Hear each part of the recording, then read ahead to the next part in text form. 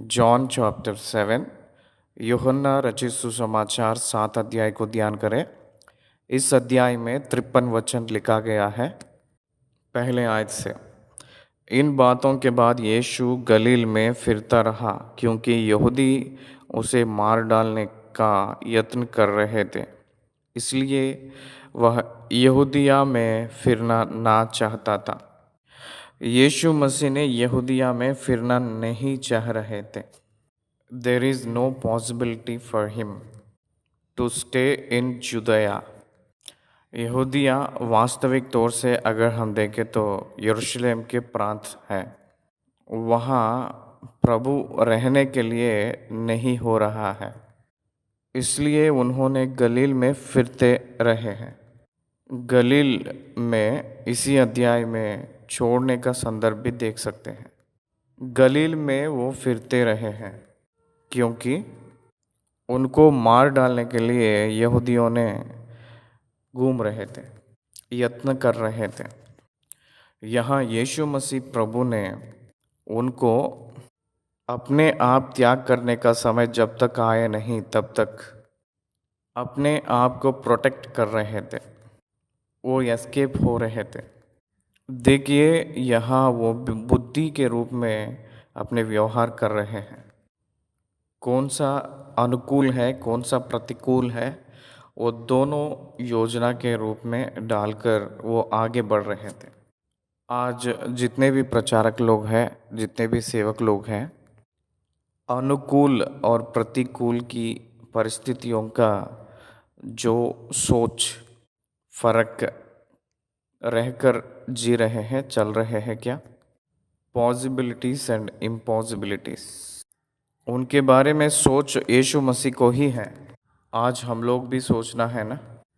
बहुत से लोग मेला में जाकर वहाँ ट्रैक्स बेचते हैं, ट्रैक्स बांटते हैं, वहाँ मार खा के आते हैं और मसीह वालों को बहुत मार रहे कहकर चिल्लाते रहते हैं।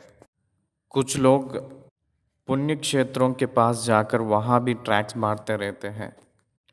कुछ लोग जो है प्रतिस्पर्धा के रूप में माइक लगाकर अपने यीशु मसीह की वचन प्रचार करते रहते हैं उनके विरुद्ध। कौन सी परिस्थिति हम लोगों को सही है वो हम लोग जानना चाहिए ना। यीशु मसीह अपने के बारे में उतना सावधान रहे तो हम भी उनके ज़रिए कुछ सीखना है। We must learn from way to proclaim the gospel. कहाँ घोषणा करना है, कहाँ अनुकूलता है, कहाँ प्रतिकूलता है, किस रीति से हम लोग प्रोटेक्ट कर लेना है गॉड्स मिनिस्ट्री में। यीशु मसीह परमेश्वर के पुत्र है। अगर वो आज्ञा देंगे तो 12 सेना व्यूह ने उतर कर आएंगे, तो भी वो उसको करने के लिए नहीं चाहते, वहाँ से हट गए थे। इसलिए बुद्धि के हिसाब से सेवकाई करना कहकर जो विषय इस वचन में हम आपको याद दिला रहे हैं। परंतु और एक है, यहूदियों में फिर नहीं पाए थे, लेकिन गलील में फिरते रहे। फिरते रहना रोके नहीं। He didn't stop his ministry, he changed the ministry। वो सेवकाई रोके नहीं, उनकी सोच को बदल लिए थे। इसलिए हम लोग याद रखना है कि परमेश्वर जो हम लोगों को जो बुलाए थे उस बुलाहट के अधीन रहना है। सेवकाई रोके नहीं, लेकिन विधि को बदल लिए थे। सेवकाई रोकना नहीं, लेकिन तरीकों को बदलना है, प्रांतों को बदलना है। अलग अलग प्रकार के मिनिस्ट्री में प्रवेश करते हुए अफेक्टिव इवेंजलिज्म के जरिया लोगों को परमेश्वर के पास लेकर आना है। That is his ultimate plan. ये हम लोग याद रखना है। दूसरी आयत, यहूदियों की झोपड़ियों का पर्व निकट था। मैंने हमेशा कहता हूँ ये बात, God nevers work according to the chronology और Chronos, according to the calendar. उन्होंने सीजन्स के हिसाब से मूव करते हैं। खैरोस, पर्व निकट था। not a particular date. It is a festival, it is an opportunity. पर्व निकटता, इसलिए, देखिए, इसीलिए उसके भाइयों ने उससे कहा, यहाँ से यहूदियों को जा, कि जो काम तू करता है उन्हें तेरे चेले वहाँ भी देखे। गलील उनका स्वयं नगर था। वो नाजरत है। नाजरत जो है गलील में है, उस प्रांत के हैं। वहाँ उनके भाई लोग, यहाँ आप रहना नहीं है, चले जाना है कहकर कह रहे थे। यीशु मसीह को मजाक कर रहे थे। जहाँ पैदाइश है वहीं रह जाएंगे तो कैसे? आप सभी को पता होना है तो अलग अलग प्रांत पे जाना है, क्योंकि ऐसा कोई ना होगा जो प्रसिद्ध होना चाहे और छिपकर काम करे। यदि तू यह काम करता है तो अपने आप को जगत पर प्रकट कर, क्योंकि उसके भाई भी उस पर विश्वास नहीं करते थे। उनके भाई लोग उनके ऊपर विश्वास नहीं करते थे। भजन संहिता के पुस्तक, भजन संहिता 69 की 8 आयत में उनके भाई लोग उनको धिक्कार रहे हैं कहकर जो बात हम देख सकते हैं। मैं अपने भाइयों के सामने अजनबी हुआ और अपने सगे भाइयों की दृष्टि में परदेशी ठहरा हूँ। देखिए, प्रभु ने, यीशु मसीह अपने पिता के यानी परमेश्वर की सेवकाई में बहुत मन लगाकर आगे बढ़ रहे तो उनकी माता के पुत्र यानी यीशु मसीह के भाई लोग कौन है? उनके भाई लोग, उनके माता के बच्चे धिक्कार रहे थे। ये बात हम लोग लिए तो यीशु मसीह के बाद मरियम को संतान प्राप्त हुई कहकर पता चल रहा है। Protestants believe this.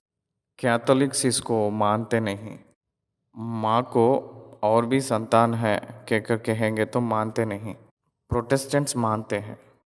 यहूदा याकूब कहकर दोनों प्रभु के भाई लोग और वो मरियम के पुत्र के रूप में सोचते हैं, माना जाते हैं। देखिए, यहाँ भाई लोग अन्य लोग के रूप में बने हैं, क्योंकि they didn't believe him as messiah. एक भविष्यवक्ता के रूप में तो मानेंगे, क्योंकि वो लोग इसलिए मानते हैं कि उनको एक भविष्यवक्ता के रूप में, उन लोगों को इतिहास में भविष्यवक्ताओं के बारे में जानते हैं। प्रभु जो कार्य किए थे वो सारे कार्य जो भविष्यवक्ता करते थे वैसे ही रहा था। प्रभु जो भी कार्य करते थे वो सब कुछ एक भविष्यवक्ता के रूप में वो लोग मान लिए थे, ना कि आकाश में से उतरकर जो आए हैं स्वर्ग से, वो मसीहा के रूप में वो लोग नहीं माने थे खुद के भाई लोग।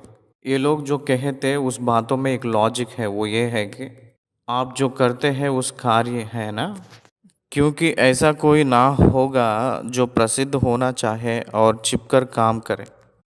ओपनली करना है, पब्लिक में करना है, विस्तार रूप में करना है।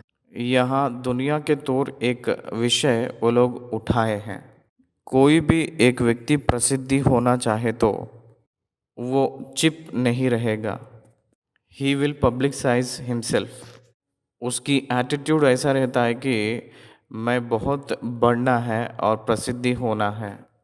जो सोचते हैं उसके अनुकूल रहता है। लेकिन ये है तो गलील में और यहीं निवास कर रहे हैं। आप दूसरी प्रांत पे भी जाए तो अच्छा है कहकर कह रहे थे। अपने आप को जगत पर प्रकट करो, but it is not a mission of Jesus Christ. यीशु मसीह के मिशन वो अपने आप को प्रसिद्धि करने के लिए नहीं, अपने पिता जो परमेश्वर को प्रसिद्धि करने के लिए है। इसलिए वो जो भी करते हैं प्रचार, वो जो करते हैं काम, वो मेरा नहीं, वो परमेश्वर का है कहकर हमेशा वो कहते हुए आए हैं। इस अध्याय में भी मुझे परमेश्वर ही भेजे हैं, ये सारी बातें उन्हीं का है कहकर कहते हुए आए हैं। वो इस दुनिया में आकर मैं मसीहा हूँ, आप पहचानिए कहकर कहने के लिए नहीं, मुझे जो भेजे है उनको पहचानिए कहकर कहने के लिए। वो भेजे तो मैं आया हूँ, मुझे जो भेजे है उनके ऊपर विश्वास करना, इसका मतलब मुझे यकीन करना। ये बात कहते हुए वो आए थे। उनको यकीन नहीं किए हैं, उनको जो भेजे हैं वो उनके ऊपर भी प्रतीत नहीं किए हैं। इस रीति से उनके भाई लोग धिक्कारे थे। छठवीं वचन। तब यीशु ने उनसे कहा, मेरा समय अभी तक नहीं आया, परंतु तुम्हारे लिए सब समय है। संसार तुमसे नहीं संसार तुमसे बैर नहीं कर सकता, परंतु वह मुझसे बैर करता है, क्योंकि मैं उसके विरोध में यह गवाही देता हूँ कि उसके काम बुरे हैं। क्या आप ध्यान दे रहे हैं? दुनिया हमेशा विरोध मुझे द्वेष करती है। दुनिया को जो लोग डांटते हैं और उंगली दिखाते हैं, उनके कामों के बारे में जो कोई पूछेगा, तब वो लोग मुझे बैर रखेंगे। दुनिया का मतलब कौन है? मनुष्य है। दुनिया कब बैर करेंगे पता है आपको? उस व्यक्ति को जो काम करता है उस काम को प्रश्न किए तो, उस व्यक्ति के गलत को बाहर रखे तब, उस व्यक्तियों को बहुत क्रोध आएगा, तब बैर करेगी।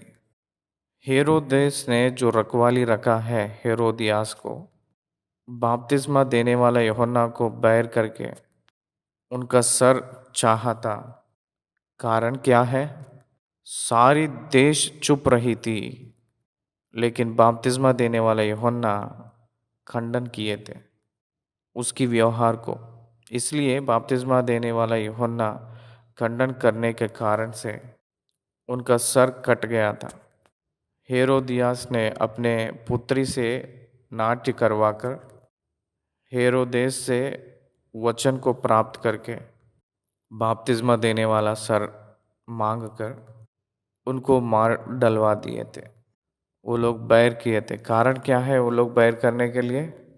क्योंकि उन लोगों के बुरे कार्यों के बारे में आवाज़ उठाकर बात किया था बपतिस्मा देने वाला यूहन्ना ने।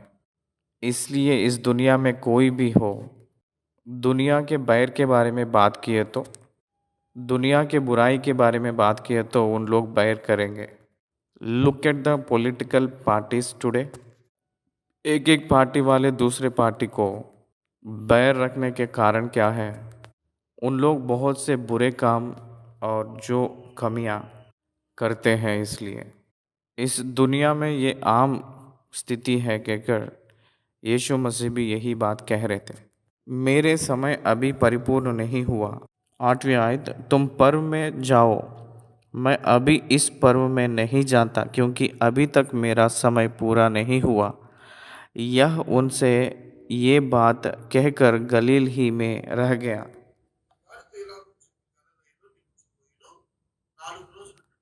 उस पर्व 7 दिन की है। 4 दिन वो गलील में ही रह गए थे। हर एक पुरुष यहूदियों के रीति के अनुसार, परमेश्वर की आज्ञा के अनुसार मंदिर को निश्चय 3 बार साल में 3 बार दर्शन लेना है। परंतु यीशु मसीह निश्चय जाना है उस पर्व में। परंतु वो ये कहे थे कि मेरा समय अभी पूरा नहीं हुआ। समय सब परमेश्वर यानी पिता अपने आधीन में रखे हैं। उसको परमेश्वर ने यीशु मसीह को प्रकट किए थे। मेरा समय अभी पूरा नहीं हुआ, इसका मतलब क्रूस डालने के लिए जो समय अभी आया नहीं। मैंने पर्व को आने वाले समय, उनको पर्व के जाने का समय अभी आया नहीं कहकर कह रहे थे। सभी लोगों को पर्व शुरुआत में स्टार्ट हुए तो ये 4 दिन रुक कर गए थे। यहाँ एक विषय को आप ध्यान देना है। यीशु मसीह ने परमेश्वर की इच्छा के अनुसार कदम कदम डालते हुए परमेश्वर की आत्मा के पूरा परिपूर्ण के रूप में पवित्र आत्मा परमेश्वर उनको चलाते वक्त कब कहाँ किस रीति से अपने आप को प्रकट कर लेना है, उसी रीति के अनुसार परमेश्वर की आत्मा के हिसाब से अपने आप को प्रकट कर लिए थे। इसलिए मेरे समय अभी नहीं आया है, पूरा नहीं हुआ है कहकर कहने का मतलब यह है कि उनको क्रूस पर चढ़ने के समय के लिए वो इंतज़ार कर रहे थे।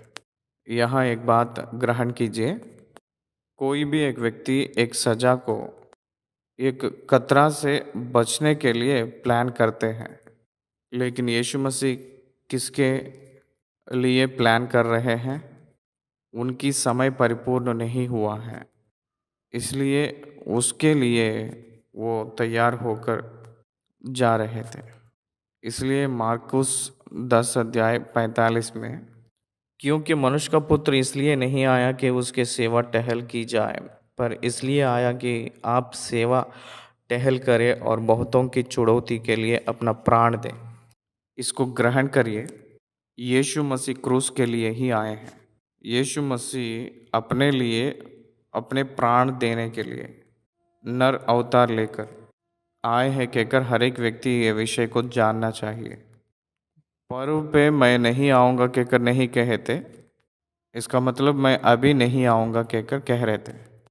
जब मैं आऊँगा मेरा समय पूरा हुए तो मुझे रिवलेशन तब आएगा, तब मैं आऊँगा कहकर कह रहे थे।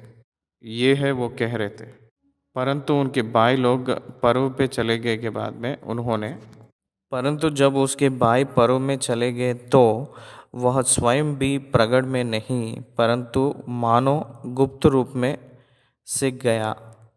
कुछ शब्दों को बाइबल में परमेश्वर ने लिखवा कर बहुत अच्छा से छाप के किए हैं, वो देखे तो आश्चर्य होता है, चकित होता है, अचंभित होता है। लेकिन हमें तो ऐसा लगता है कि हम लोग बहुत हिम्मत वाले हैं, हम लोग बहुत बलवंत वाले हैं कहकर हमें डायरेक्ट निकलेंगे कहकर चाहते हैं, लेकिन यीशु मसीह रहस्य में गए थे, गुप्त रूप से वो गए हैं। कुछ संदर्भ के हिसाब से चुपके रहना भी सेवक लोगों को यानी दास लोगों को उत्तम है। कुछ संदर्भ में एक व्यक्ति लोगों से दूर रहना और लोगों के उपलब्ध में ना रहकर, ये भी उनकी सेवकाई में एक भाग होता है कहकर वो व्यक्ति जानना चाहिए।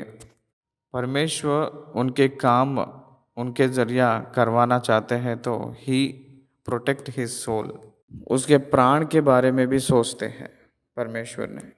इसलिए भिन्न रूप की परिस्थितियों में से होते हुए चलना है तो बुद्धि से होने वाली मूव उन्होंने लिए जैसे हमको यहाँ दिखाई दे रही है।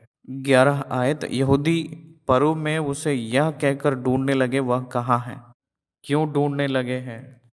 यहूदी लोग इसलिए ढूंढ रहे थे कि रोटियों के लिए, अद्भुत कार्यों के लिए।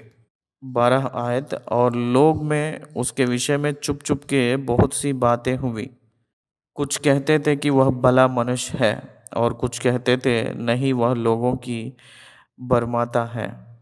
तो भी यहूदियों के डर के मारे कोई व्यक्ति उसके विषय में खुलकर नहीं बोलता था। सेंटर ऑफ अट्रैक्शन यीशु मसीह हो गए थे वहाँ, क्योंकि वो जो किए हैं काम हो या कोई भी बातें हो, कभी भी कोई भी ऐसा नहीं किए थे। इसलिए people are talking about him, लोग उन्हीं के बारे में बात कर रहे थे। उनके बारे में कुछ लोग तो कह रहे थे कि वो बरमाता है कहकर कह रहे थे। आज हम लोगों को कितना क्रोध, कितना गुस्सा आता है कि अगर हमें कोई भी कहता है कि बरमाने वाला है कहकर, अपनी सेवकाई में कहे तो बहुत दुख लगता है। वो बरमाने वाला है कहकर कहे तो भी वो सारी बातों को लेकर सेवकाई कर रहे थे। यहूदियों के डर के मारे कोई व्यक्ति उसके विषय में पब्लिकली खुलकर नहीं बोलता था। 14 आयत में, जब पर्व के आधे दिन बीत गए तो यीशु मंदिर में जाकर उपदेश करने लगा। मंदिर का मतलब सियोन की मंदिर, मंदिर में जाकर उपदेश करने लगे। तब यहूदियों ने चकित होकर कहा, इसे बिना पढ़े विदा कैसे आ गई? इसका मतलब यीशु मसीह पाठशाला में जाकर नहीं पढ़े थे। व्यवस्था को पौलुस ने जैसे गमालेल के चरणों में बैठकर सीखा। It's a prophetic school. धर्म की रीति के पाठशाला रहते थे। आज के ज़माने में वेद की पाठशाला यानी बाइबल कॉलेजेस, इस्लाम रिलीजियस में स्पेशल रिलीजियस कॉलेजेस, हिंदूस में पंडित लोग वेद मंत्र सीखने के लिए शास्त्रों को प्रचार करने वाले कॉलेजेस जैसे रहे हैं, वैसे रिलीजियस स्टडीज़ के लिए कॉलेजेस उस किसी में भी यीशु मसीह नहीं गए थे। वही ज्ञान है, उसको ज्ञान कौन सिखा पाएगा? जो पंडित कहलाते हैं उन लोगों को भी उतना ज्ञान नहीं था, उतना ज्ञान यीशु मसीह के पास है कहकर वो लोग चकित हो गए थे।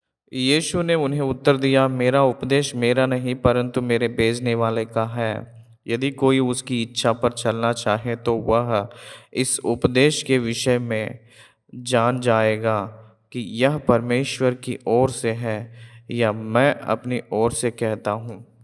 यीशु मसीह जो प्रचार कर रहे थे वो उपदेश कैसे है कहकर जानना है तो ही मस्ट बी बिलीवर, वो विश्वासी होना अनिवार्य है।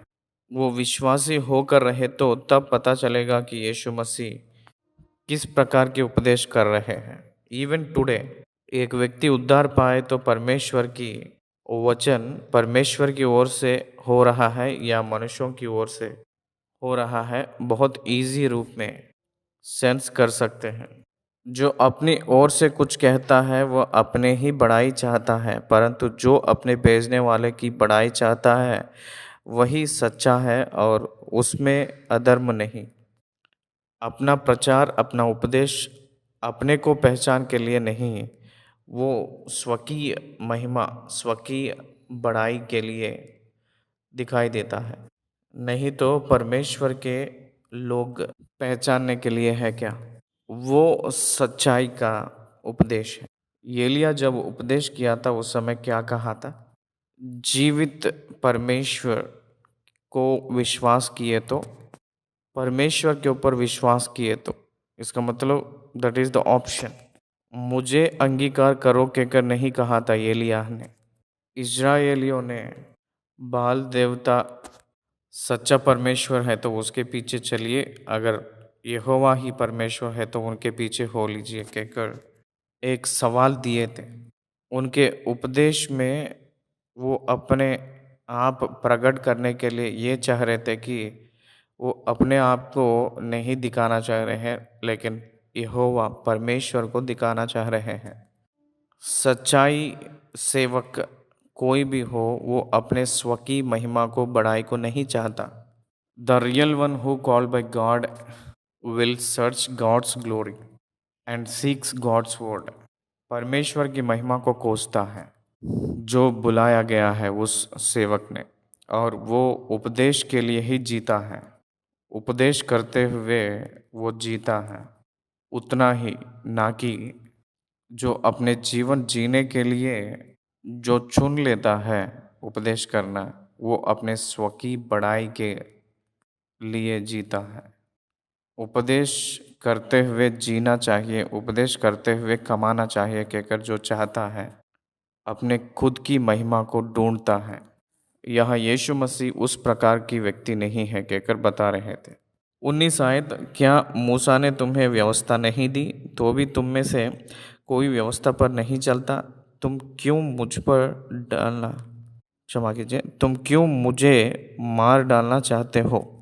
20 आयत, लोगों ने उत्तर दिया, तुझ में दुष्टात्मा है, कौन तुझे मार डालना चाहता है? प्रभु उनके अंदरूनी की बातों को जानता है कहकर उन लोगों को नहीं पता था, नहीं जान लिए थे वो लोग। इसलिए यीशु मसीह कहे थे कि तुम क्यों मुझे मार डालना चाहते हो? क्या मूसा ने तुम्हें व्यवस्था नहीं दी तो भी तुम में से कोई व्यवस्था पर नहीं चलता? व्यवस्था के अनुसार नहीं चलने वाले आप मुझे मार डालना चाहते हो। व्यवस्था के अनुसार चले तो वो सोच नहीं आती थी आपके अंदर। डू नॉट बर्डन, खूनी ना करना कहकर व्यवस्था कहा है ना। तो व्यवस्था जानते हैं कहकर उसको उपदेश करते हुए व्यवस्था में रहा हुआ जो आज्ञा नहीं मारना है कहकर जो आज्ञा है ना, लेकिन आप लोग क्यों उसको पालन नहीं करते हो? आप लोग मुझे मार डालने के लिए क्यों यत्न करना शुरू किए हैं? आप लोग व्यवस्था को पालन कर रहे हैं कहकर अपने आप खुद बोल रहे हैं। जो ये बातें प्रभु ने कह रहे थे आप लोग पालन नहीं कर रहे हो और क्यों मार डालना चाह रहे हो कहकर कहते ही वो लोग कहने लगे हैं कि तुझ में दुष्ट आत्मा है, कौन तुझे मार डालना चाहता है? कोई भी एक व्यक्ति को मारना चाहता है, उस व्यक्ति के पास जाकर तू उसे मार डालना चाहता है कहकर कहते ही वो मानेगा नहीं। यहाँ भी वही हो रहा है। यीशु मसीह उनको देखकर कह रहे थे 21 आयत, यीशु ने उनको उत्तर दिया, मैंने एक काम किया और तुम सब आश्चर्य करते हो। इसी कारण मूसा ने तुम्हें कतने की आज्ञा दी है। यह नहीं कि वह मूसा की ओर से है, परंतु बाप दादों से चली आई है। और तुम सब्त के दिन मनुष्य का कतना करते हो। अब्राहम से परमेश्वर ने कहे थे कि कतना करना है। अब्राहम से परमेश्वर कहते ही अब्राहम और इस्माइल एक ही दिन कतना करवा लिए थे। इसलिए कतना के बारे में परमेश्वर यीशु मसीह बात करते वक्त ये कतना की जो रीति मूसा लाया है वो नहीं, मूसा नहीं लाया है, बाप दादों से ये चली आ रहा है। परंतु आप लोग विश्राम दिन में खतना को करते हैं। मूसा की व्यवस्था की आज्ञा टल ना जाए तो तुम मुझ पर क्यों इसलिए क्रोध करते हो कि मैंने सब्त के दिन एक मनुष्य को पूरी रीति से चंगा किया। मुंह देकर न्याय ना करो, परंतु ठीक ठीक न्याय करो। आप लोग जज कर रहे हैं। आप जब कर रहे थे सब्त के दिन खतना करते समय, उनकी व्यवस्था धिक्कार नहीं कहकर कह ले रहे हो, और मैंने विश्राम दिन के समय एक व्यक्ति को ठीक किए तो चंगा किए तो वो सब्त के दिन नहीं करना है कहकर कहते हो। What principles you are saying? मैं एक व्यक्ति को ठीक किया हूँ, आप लोग कतना कर रहे हैं। दोनों एक ही है। इसलिए तो आप लोग क्यों मुंह देख न्याय ना करें? मुंह देख न्याय नहीं कर दो, मुंह देख न्याय ना करो, परंतु ठीक ठीक न्याय करो। Don't look at the things wide by your mind, look at the things by your faith. विश्वास से आप लोग देखिए। उस प्रकार की संदेश को प्रभु ने उनको बताए थे। 25वीं वचन से अगर हम देखें तो कुछ लोग यरूशलेम में कहने लगे, 25वीं आयत, तब कुछ यरूशलेम वासी कहने लगे, क्या यह वही नहीं जिसे मार डालने का प्रयत्न किया जा रहा है? परंतु देखो, वह तो कुल्लम कुल्ला बातें करता है और कोई उससे कुछ नहीं कहता। क्या सरदारों ने सच सच जान लिए है कि यही मसीहा है? इसको तो हम जानते हैं कि यह कहाँ का है, परंतु मसीह जब आएगा तो कोई ना जानेगा कि वह कहाँ का है। यीशु मसीह दूसरी आगमन में जब आते हैं तो उस समय कहाँ से आए हैं? इजराइलियों ने मसीहा के रूप में कबूल करेंगे। इसका मतलब उनकी दूसरी आगमन में आते वक्त अचानक से आएंगे। जब वो आते हैं, they accepting the messiah because they don't know who is he, who are the parents of this messiah. जब वो आएंगे तो मसीहा के माता पिता कौन है कहकर वो लोग ध्यान नहीं करेंगे। वो आकाश में से होते हुए आएंगे, कौन सा गांव है कहकर कोई भी कुछ नहीं बोलेगा। इस प्रकार की रीति में मसीहा को अपने माइंडसेट के रूप में सोचने लगे। उन लोगों को यीशु मसीह के बारे में जो वचन लिखा है वो उन लोगों को ठीक से समझ नहीं आया था, इसलिए वो लोग वैसे सोचे। वो एक कुंवारी की गर्भ में जन्म लेते हैं कहकर लिखित कहे तो भी दे वर ब्लाइंड, वो लोग अंधे हो गए थे अंधविश्वास की वजह से, उसकी अंदरूनी बात को नहीं समझ पाए थे। यहाँ यीशु मसीह प्रभु ने मंदिर में जाकर उपदेश करते समय इनको मार डालने के लिए प्रयत्न किए थे। वो लोग कहाँ हैं, इनको क्यों नहीं पकड़े हैं? इसको तो हम जानते हैं कि यह कहाँ का है, परंतु मसीह जब आएगा तो कोई ना जानेगा कि वह कहाँ का है। ये कहाँ के हैं हम लोगों को पता है, लेकिन मसीहा जब आएगा वो कहाँ से आएगा किसी को भी नहीं पता। इसीलिए ये मसीहा नहीं। देखिए, यीशु मसीह को मसीहा के रूप में अंगीकार करने के लिए बहुत बाधाएं उनके जीवन में आ रहा था। 28 आयत में तब यीशु ने मंदिर में उपदेश देते हुए पुकार के कहा, तुम मुझे जानते हो और यह भी जानते हो कि मैं कहाँ का हूँ। मैं तो आपसे नहीं आया, परंतु मेरा भेजने वाला सच्चा है, उसको तुम नहीं जानते। आप लोग मुझे जानते हैं, मैं कहाँ के हूँ जानते हैं। मैं तो अपने आप से नहीं आया, परंतु मेरे भेजने वाला सच्चा है, उसको तुम नहीं जानते। देखिए, आप लोग मुझे एक गलील निवासी के रूप में, एक नाजरत के रूप में पहचान रहे हैं, लेकिन मुझे जो भेजे है वो कौन है आपको नहीं पता। मेरा भेजने वाला सच्चा है, उसको तुम नहीं जानते। मैं उसे जानता हूँ, क्योंकि मैं उसकी ओर से हूँ और उसी ने मुझे भेजा है। यीशु मसीह इस दुनिया में अपने आप नहीं आए थे, परमेश्वर उनको एक नर अवतार के रूप में इस दुनिया में भेजे हैं। ये उन लोग नहीं पहचान पाए थे।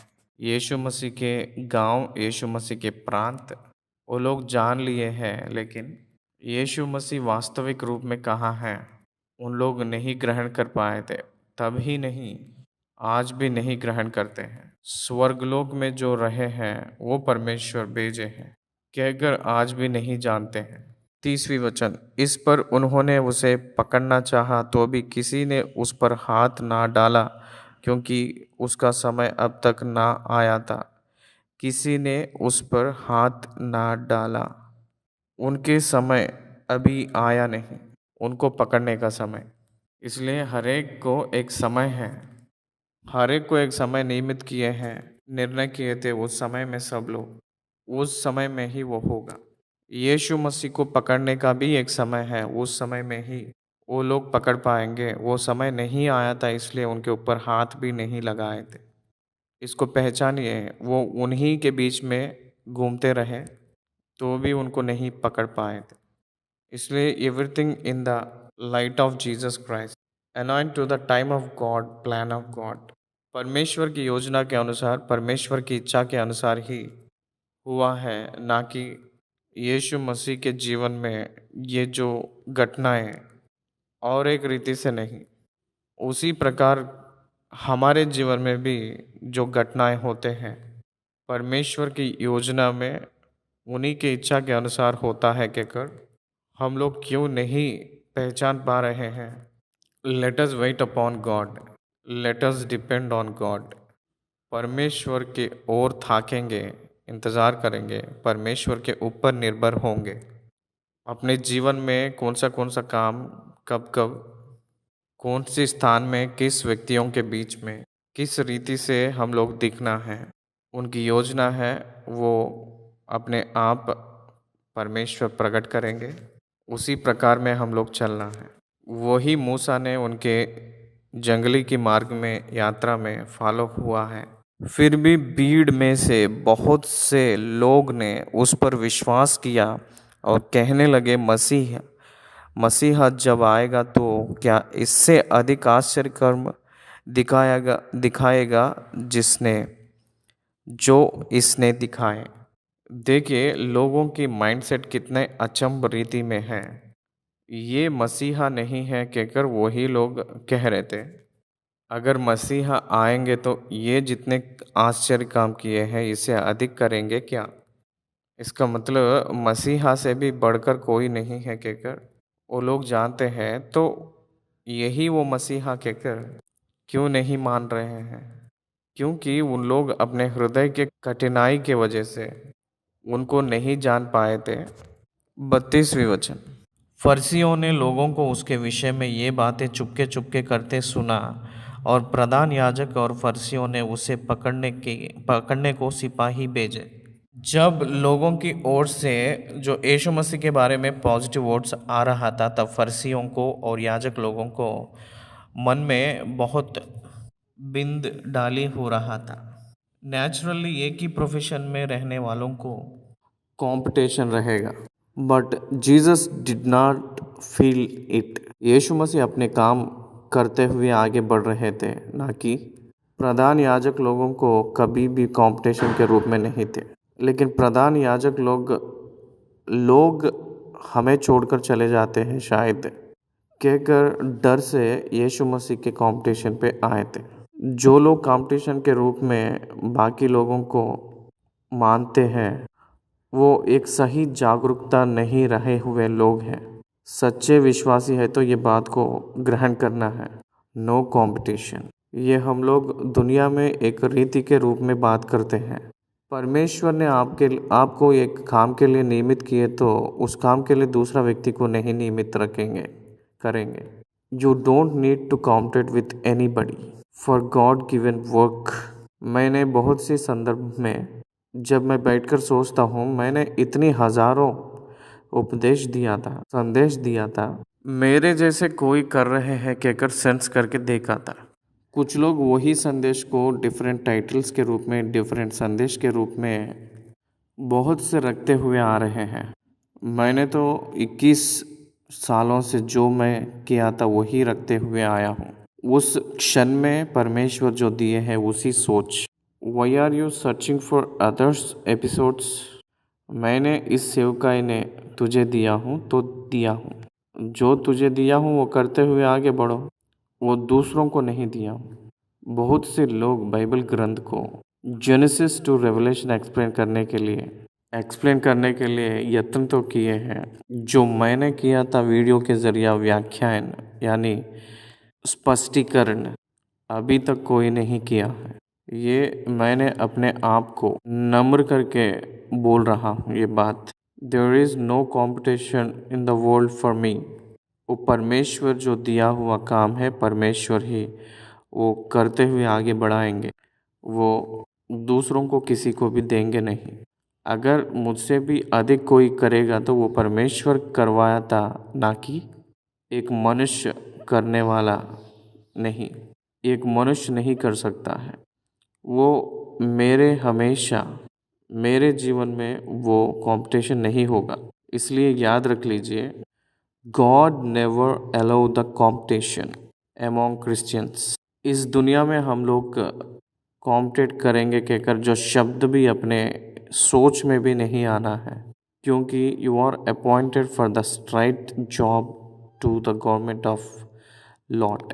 परमेश्वर तुझे किस वजह से चुन लिया है उसके लिए आपको लेकर जाएंगे, ना कि दूसरों को धक्का देकर ले जाने का ज़रूरत नहीं है। सिपाहियों को भेजे थे, तब यीशु मसीह कह रहे थे कि इस पर यीशु ने कहा, मैं थोड़ी देर तक और तुम्हारे साथ हूँ, तब अपने भेजने वालों के पास चला जाऊँगा।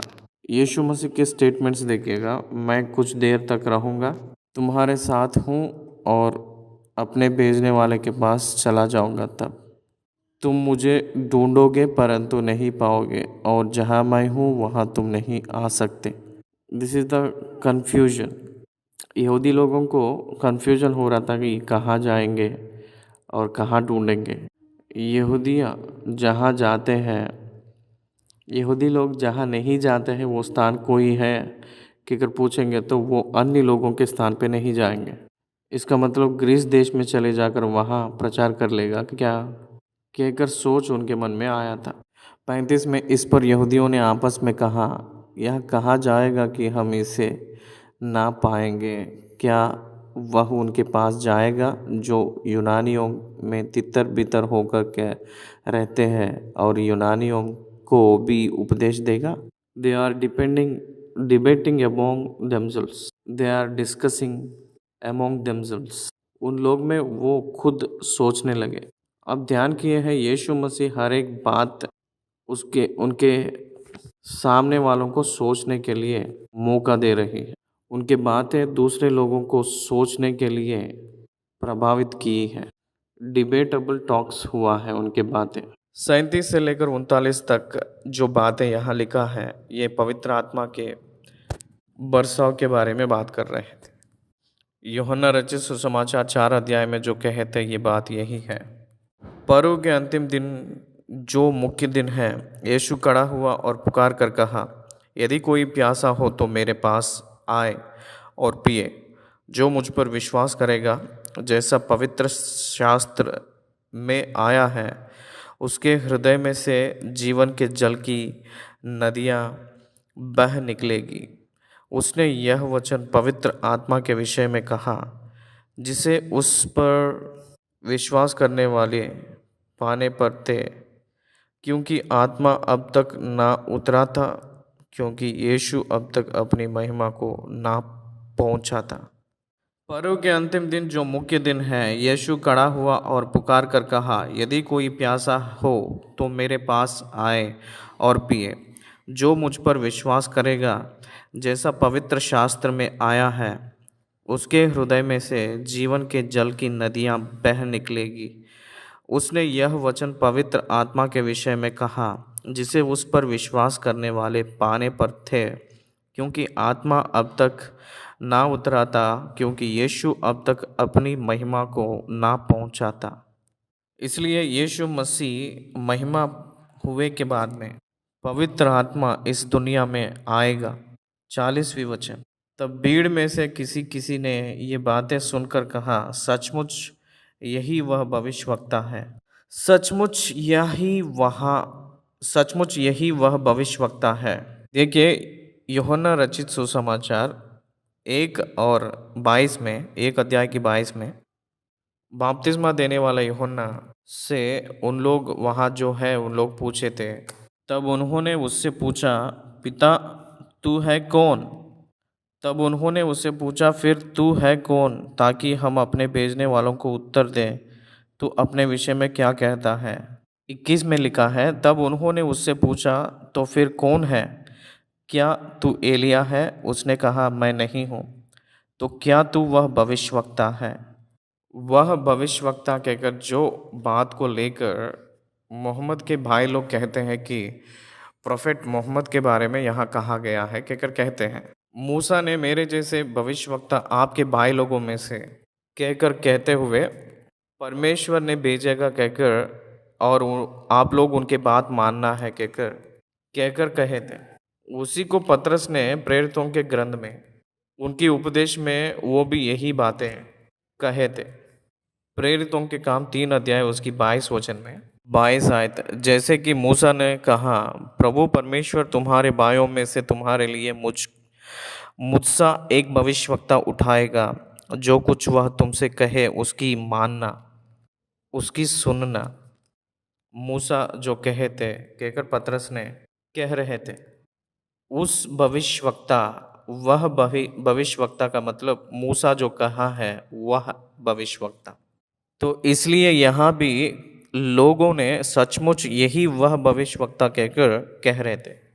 मूसा भी भविष्यवक्ता के बारे में ही कहे थे, इसलिए यहाँ के लोग भी भविष्यवक्ता के रूप में ही उनको मान रहे थे।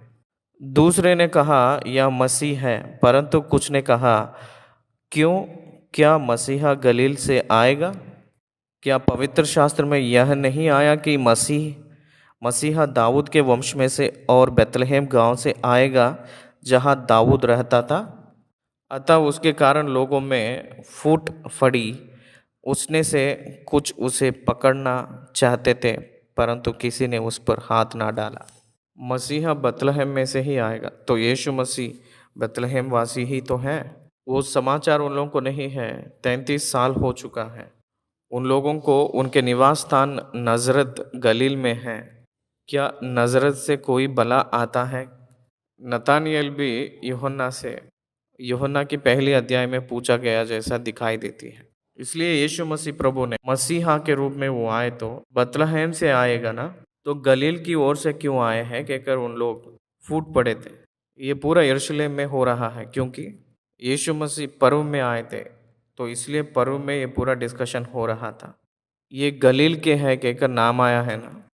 नाजरत वाले का मतलब है गलील का वासी है कहकर। तो गलील की ओर से मसीहा आएगा क्या? कोई भी भविष्यवक्ता गलील की ओर से आना नहीं है ना। गलील की ओर से एक वादा देते हैं ना, अगर आना है तो ये कैसे आएंगे कहकर सोच रहे थे। वही यीशु मसीह के बारे में जबूलून कहकर प्रांत में से एक रोशनी को देखेंगे कहकर जो लिखित है उसको भूल गए थे। उन लोग लिखितों को परिपूर्ण रूप में नहीं ग्रहण कर पाए थे, हाफ नॉलेज से बात कर रहे थे। आज दुनिया दो भाग हो गया है, उनको यकीन करने वाले, उनको यकीन नहीं करने वाले। उस समय भी वही हुआ था। 45 आयत तब को ही उन लोग सिपाहियों को भेजे थे ना, फरसी लोग, प्रधान याजक लोग, लेकिन उन लोग नहीं पकड़ पाए थे क्योंकि उनका समय नहीं आया था। पर्व में कोई भी उनको नहीं पकड़ पाए थे। अपॉइंटेड पुलिस लोग भी, appointed department people as per religious section, जो धर्म प्रकार की पुलिस लोग अरेस्ट करके लेकर आना था, लेकिन वो लोग आए नहीं। तब सिपाही प्रधान याजकों और फरसियों के पास लौट आए। उन्होंने उनसे कहा, तुम उसे क्यों नहीं लाए? सिपाहियों ने उत्तर दिया, किसी मनुष्य ने कभी ऐसी बातें नहीं की। फरीसियों ने उनको उत्तर दिया, क्या तुम भी भरमाए गए हो? इसका मतलब उनकी बातों से उत्तर देने के सामर्थ्य इस सिपाहियों के अंदर नहीं था। क्या सरदारों या फरीसियों में से किसी ने भी उस पर विश्वास किया है? परंतु ये लोग जो व्यवस्था नहीं जानते शापित है। इसलिए व्यवस्था शापित हो गया है। व्यवस्था शापित इसलिए हुआ है कि यीशु मसीह को यकीन करने जा रहे हैं। सब लोग शापित हो जा रहे हैं कि अगर उन लोग दुखित हो रहे थे, रिलीजियस पीपल। निकोदेमुस ने जो पहले उसके पास आया था और उनमें से एक था, उनसे कहा, क्या हमारी व्यवस्था किसी व्यक्ति को जब तक पहले उसकी सुनकर जान ना ले कि वह क्या करता है दोषी ठहराती है? एक व्यक्ति को न्याय करना है तो he must be question first, पहले प्रश्न पूछना है और उसका उत्तर क्या है जानना है। उसके बाद वो क्या किया है जानना है। पहले उसके विवरण जानना चाहिए, उसको परस्यूट करना है, स्क्रूटनाइज करना है, उसके ऊपर डिस्कस करना है और बात करना है, तब निर्णय पे आना है। उतना ही, किसी को भी कुछ ना समझकर जानकर हम लोग न्याय कर सकते हैं क्या? उन्होंने उससे उत्तर दिया, क्या तू भी गलील का है? दृढ़ और ढूंढ और देख कि गलील से कोई भविष्यवक्ता प्रकट नहीं होने का वचन हमको नहीं पता है क्या? हमको पता है गलील में से कोई भविष्यवक्ता नहीं आने का, हमें पता है। उन लोग व्यवस्था को जानते हैं कि कर जो घमंड से वो लोग रहे थे। यीशु मसीह को अरेस्ट करने के लिए सारे परिस्थितियां इकट्ठा हो रहा है कहकर हम लोग इस 8वें अध्याय से हम देखने जा रहे हैं। तब सब कोई अपने अपने घर चले गए। बहुत बड़ा डिबेट हुई थी यीशु मसीह को अरेस्ट करने से पहले, धर्म के गुरु के बीच में और फरीसियों के बीच में एक सामर्थ्य चर्चा हुई थी, एक बहुत भयंकर डिबेट हुई थी। यीशु मसीह के ऊपर जलन से उन लोग उनको पकड़ने के लिए कोई मौका मिलेगा कहकर पीछे पड़े थे। ये पूरा हम लोग 7 अध्याय में ध्यान किए हैं। 7वीं अध्याय खत्म किए हैं। धन्यवाद। 7th chapter completed. Thank you.